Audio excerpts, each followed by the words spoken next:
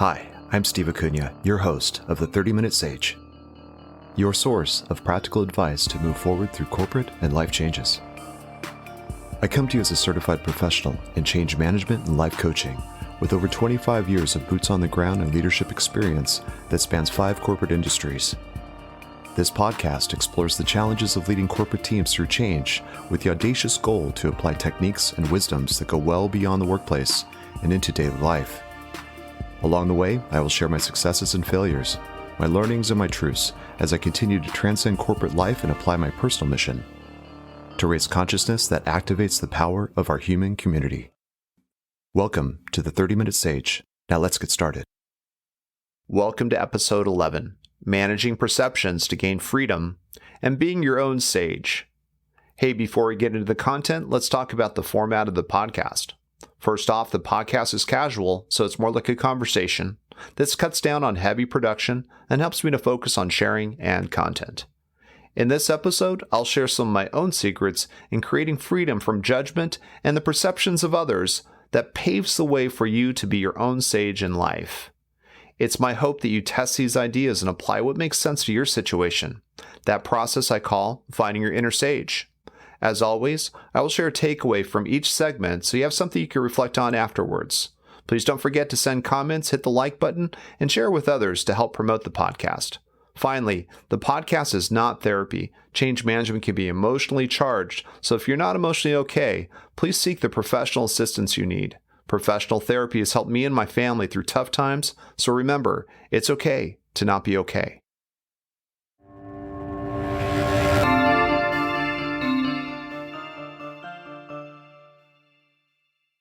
All right, let's get into segment 1, managing perceptions to gain freedom.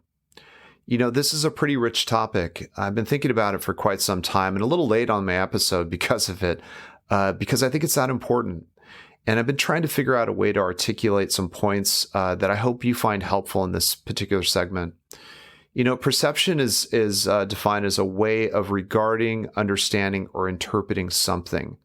It's something that we oftentimes don't think about with intention in a workplace environment. But if I go back to think about how I perceive things in the workplace, you know, I take in information, I have experiences. I also listen to people and what they share with me in regards to what they offer, what they've done, how I can help them. And that interaction creates experiences in an environment for me to create some understanding or perception of a situation, whether it's a great situation or whether it's one that needs more support.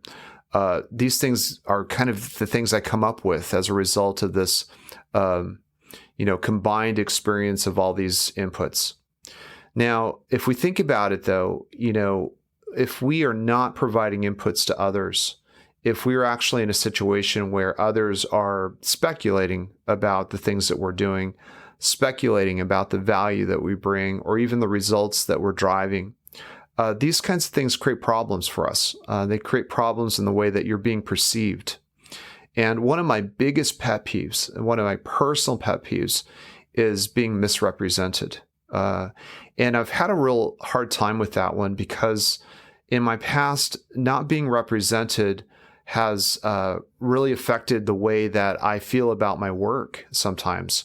And so I made some choices a long time ago about how I manage perceptions of others about me and the way I work and the way I operate, my intentions. And that's what this segment is really about.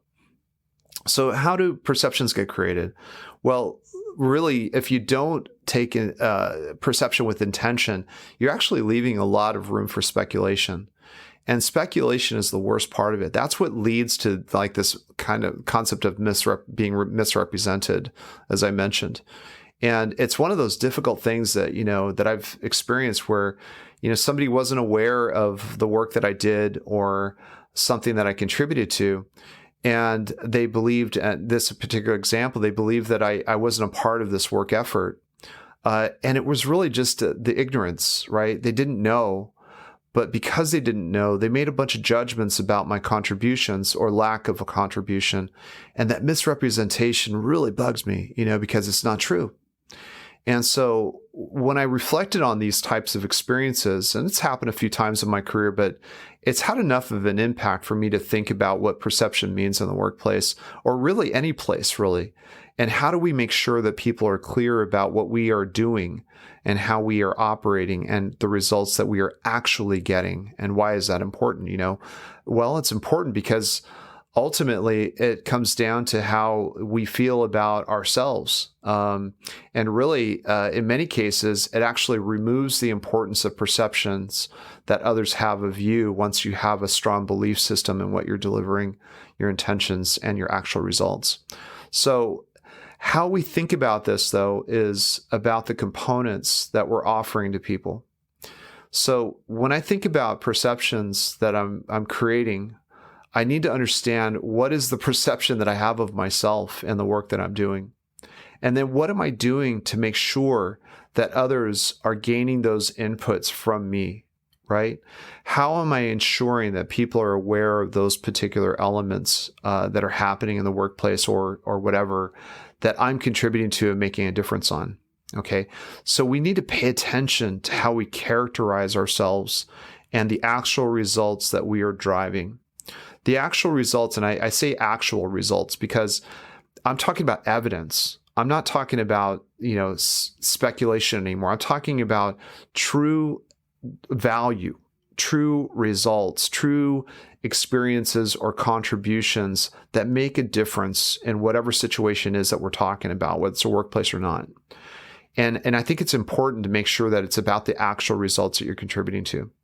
And I'm going to talk about that here shortly when I talk about company politics, and I'll talk about manipulators too. But we must be transparent about what we're doing and contributing to. And this is where we can also be a little too humble. Now, I believe in humility. Humility, as you know from previous episodes, is a key component to leadership. But it also can be used in a way that really is a detriment to people's understanding of your value if you're so humble that you don't even share the work that you do. I oftentimes say this in my workplace now, is like if people don't know about the great work that you do, it's like it didn't exist. And because it didn't exist, you're giving power away to individuals that are speculating about you. And I don't like that. I don't like the effects of that, because that's what I mentioned before. It leads to this misrepresentation. And that's just something I think is avoidable based off of good intention and planning and some of the points that I'm making here. So that's a key component. So inputs, right? What are the inputs that we're providing to others that create the perceptions of us, right? Do we know what those are? Have we write them down. Make a list of the things that you see as critically important for them to know about and show the evidence of it. I'll talk about that here shortly when I talk about politics, but that evidence piece of it is something that's it's the accountability of us to create that evidence and show what that means to the business, to a relationship, to whatever it is. But it's on us, right? It's not on anyone else. It's on us. And so take accountability for that and also be intentional about your approach. So let's talk a little bit about company politics. You're not ever going to remove company politics. There's always going to be people that are trying to manage their career through politics or relationships or just whatever it is. It's going to be around. It always has been around. There are people in power, and there are people that want to be a part of that club. And as a result of that, you find that people do all these weird behaviors to try to, please individuals in power or create situations that make them seem more important or more powerful than they truly are, or it kind of in a situation where they just feel as though they want everyone to just realize that they should be on top. They should be the individual that's in the inner circle, if you will, when it comes to a company or whatever. I'm not a political player. I understand it well enough to manage through it, manage above it. And I'm going to share a couple of things here in this segment that I hope can help you as well. So politics is something that's really important to combat by showing evidence of accomplishments and results.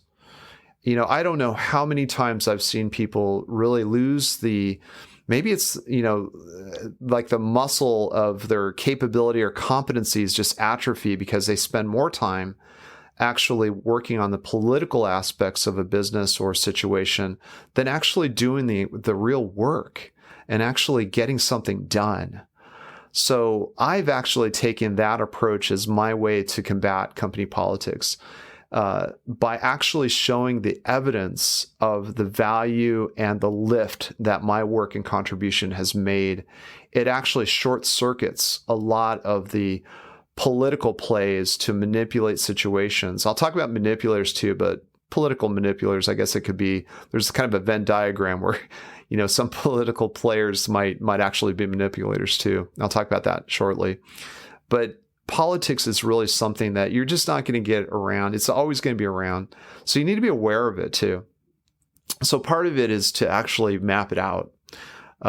Take some time to think about politics. I know some people it makes them just kind of sick to think about, that it's like this beneath them, and to in some ways it's just kind of a dark underbelly, if you will, of the nature of how things get done sometimes. But you gotta take time to think about it. You gotta take time to understand it. By mapping it out and understanding kind of who the players are, who are the folks that are trying to be players, all that kind of stuff is part of this, game board, if you will, of the work that you're trying to get done. And by understanding it that way, you'll have a better sense of who needs to know about the evidence of the work that you're doing. And in other words, you're kind of taking a higher level way of playing this game, if you will, by making sure that everything that you do has substance. The political side of things, really, I think over time, they lose substance because it becomes much more about how things get worked on from a standpoint of relationships with those in power. And I find it fascinating to watch people kind of eventually go down and down and down when it comes to their capabilities and skill sets, because they spend more and more time trying to, position themselves for that next promotion, or try to find ways to, convince somebody that they're entitled to something bigger or better or more power than they already have. That's not in me. I don't get into that. In fact, I find it exhausting. And quite frankly, I just find it of very little value to me as an individual who does retain skills and capabilities and develops those even further as I continue on in my journey. So that's something to consider. So again, just kind of keep in mind that really the actual accomplishments and results can really short circuit a lot of political playing around you, because you are actually making the difference. But you must believe it, and you also must be transparent about those things. Don't be so humble that you are unknown and that your work is not known. Okay, don't be in that situation of being misrepresented when you are deservingly needing to be recognized for what you've done and how you've contributed to a company or a cause or what have you. Okay, so the last part of this I want to talk about is really getting into the manipulators of a situation. Manipulators, again, are somewhat can be kind of like the political players in a company. They may be motivated less by power, but maybe by trying to establish a bigger bonus or something like that. Maybe they're not trying to move up in a company or try to be like in the good graces of a CEO or somebody that does hold the power. Maybe they're just trying to manipulate situations so they make themselves look better to a boss that you both share. Whatever the situation is, manipulators are another way to deal with them is to also think about it from a standpoint of transparency. This is where you absolutely have to be clear about what you are doing to offer value to a circumstance or a solution or result, okay? And you got to really make sure that you're including these kinds of discussions with those that you work for, okay? Make sure that they are aware of the work that you're contributing to. In fact, not only them, you need to also make sure that your peers are aware of the work that you are doing and the contributions that you're making. And then don't ever be in a situation where you feel like you need to apologize for being successful or for sharing or being transparent about those results. You are doing your job, and you're also doing it to the best of your ability. And that's what you're there for. Your job is a contract with that company that you work for. You are meant to deliver value, and what you're doing is you are doing just that when you are showing evidence of results.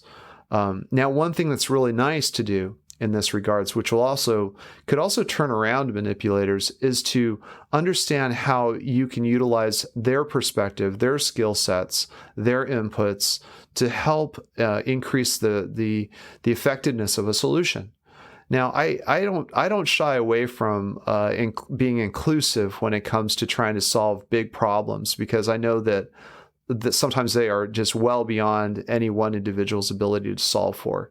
So it's important to also manage the contributions of others, but also keep that transparency clear about what others are doing, so that manipulators don't try to shape it in a way that creates a situation that is not true about their contributions, and in some cases the lack of their contributions, the lack of partnership, those types of things. So it's important to always keep that in mind when it comes to the standpoint of establishing value, showing evidence, and just really getting above all of the speculation, the politics, as well as the manipulations that can happen around you. Now, these subjects aren't usually talked about, in workplace settings. They may be talked about behind closed doors in some ways, but that's why I'm bringing it to this podcast, because I feel like there's some subjects that are really hard to talk about in the workplace, but they're also very important for you as an individual to just know that there are others like me that understand and try to provide some guidance and understand and ways to adapt and to adopt new ways of actually dealing with these circumstances. So let me get to the takeaway here. This is takeaway number 1. And there's only 2 takeaways in this particular episode, because I want to spend a little bit more time on this one. The takeaway is, life is not about pleasing others. Be true to yourself by ensuring that your value, intentions, and actual results are known and speak for themselves. By doing this, you free yourself from the clutches of untrue perceptions, workplace politics, and the would-be manipulators. So again, life is not about pleasing others.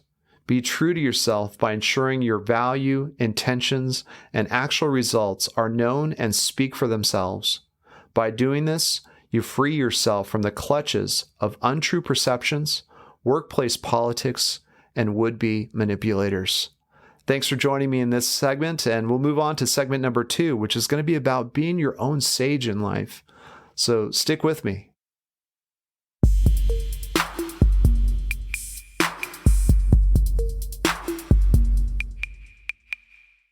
All right, let's get into segment 2, being your own sage. Now, sage is considered a profoundly wise person. And so the podcast is called the 30-Minute Sage, right? I'm not claiming myself to be a sage. I think we all are sages.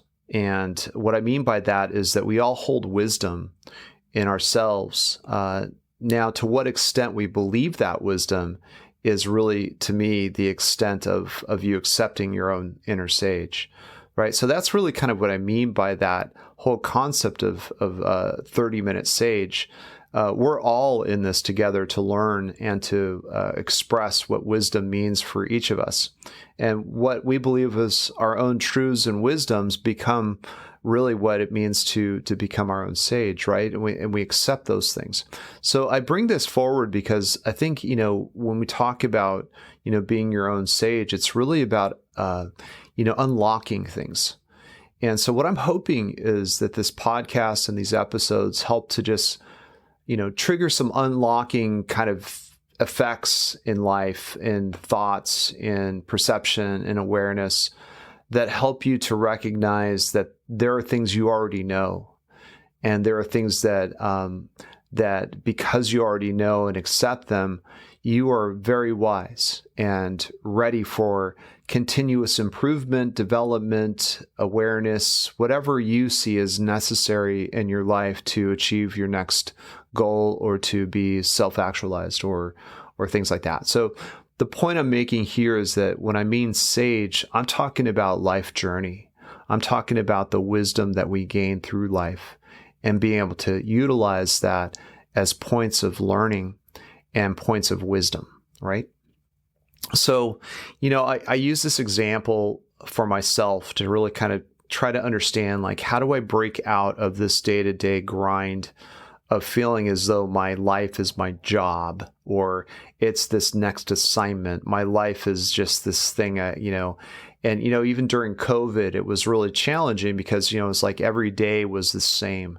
Like wake up, log on, and everything was virtual, of course. So log on and you go through the meetings, you log off, you eat dinner, you go to bed, and then you do it again. And it's like 5 days a week. And then even Saturdays and Sundays kind of felt the same way because, at that time it was very challenging. Obviously, you all remember we were trying to deal with lockdowns and all that kind of stuff. So, fortunately, and I hope that this continues to improve so we don't go back to that.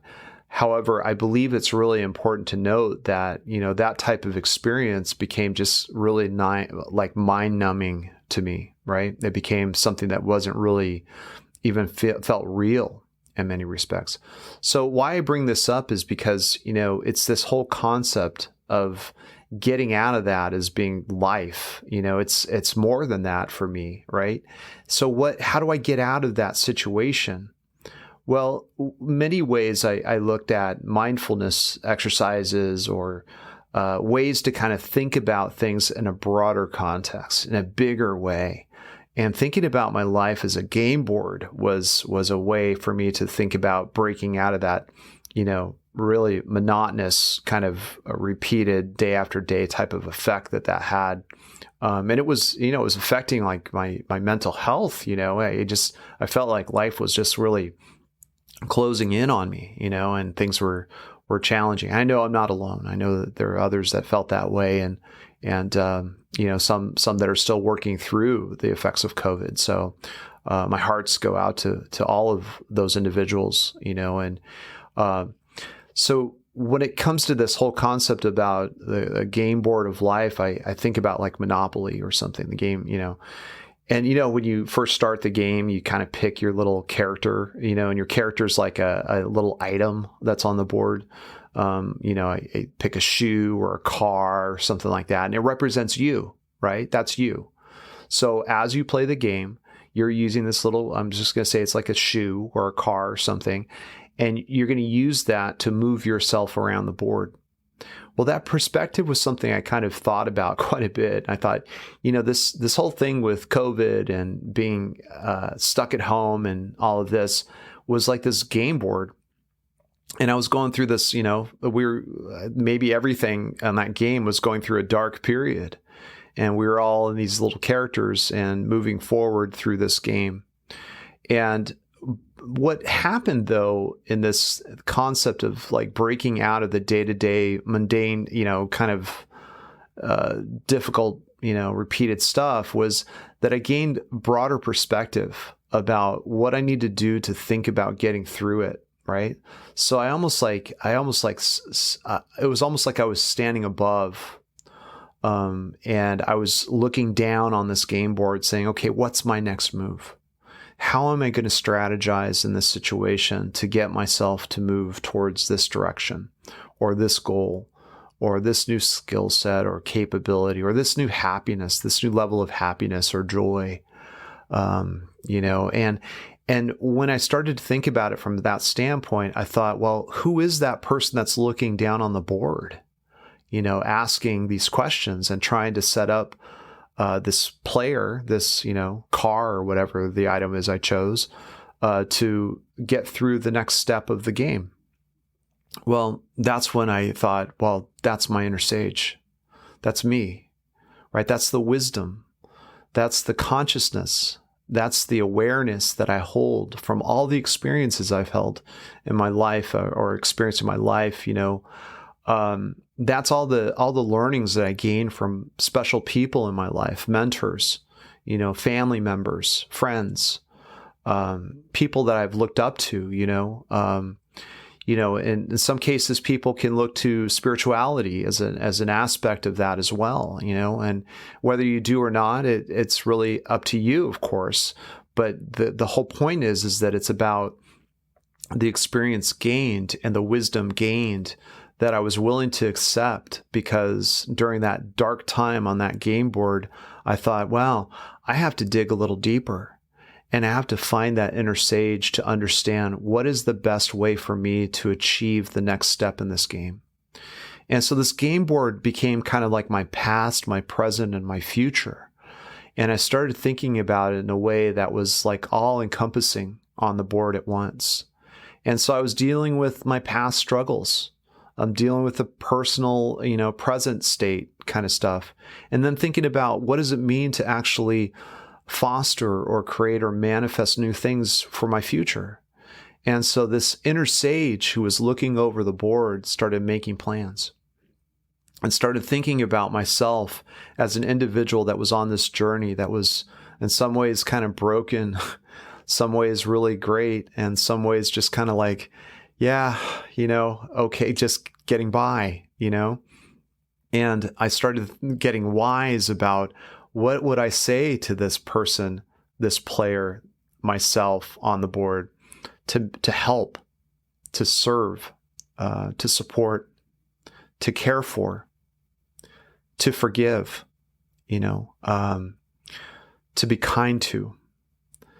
All these things that, this player on the board was forgetting that the inner sage, had all the capabilities and strength and power to manifest and to deliver, came into a single moment where I realized I'm the only one that needs to recognize and accept the wisdoms that I already carry. So I, in many respects, felt like that was a breakthrough for me. And it was really the starting point for this podcast and a reason for the title of the podcast. So I wanted to kind of spend a little time to talk about that now and to kind of express what it means to find your own sage, to be your own sage, to be the inner sage, right? All of those phrases that I use throughout these episodes. That's what I mean by that.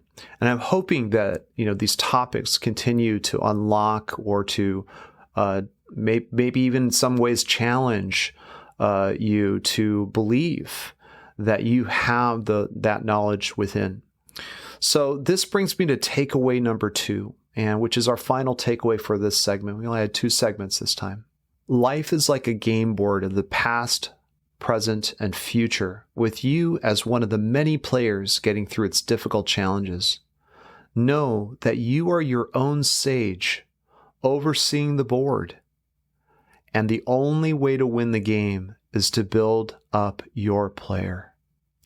So again, life is like a game board of the past, present, and future, with you as one of the many players getting through its difficult challenges.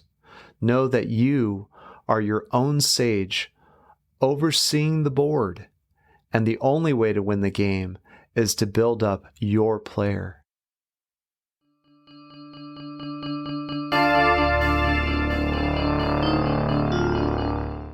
All right, let's go ahead and do a summary of our episode. In segment 1, I talked about managing perceptions that others have of you by taking accountability of sharing your value and your actual results to short-circuit misrepresentation that negatively impacts you. The takeaway was, life is not about pleasing others. Be true to yourself by ensuring that your value, intentions, and actual results are known and speak for themselves. By doing this, you free yourself from the clutches of untrue perceptions, workplace politics, and would-be manipulators. In segment 2, I discussed and challenged you to stretch your awareness to encompass your whole life as a game board and how this elevated awareness can create more self-support and appreciation. The takeaway was, life is like a game board of the past, present, and future, with you as one of the many players getting through its difficult challenges. Know that you are your own sage, overseeing the board, and the only way to win the game is to build up your player. Thank you so much for joining me in this episode, and I look forward to you joining me in the next one.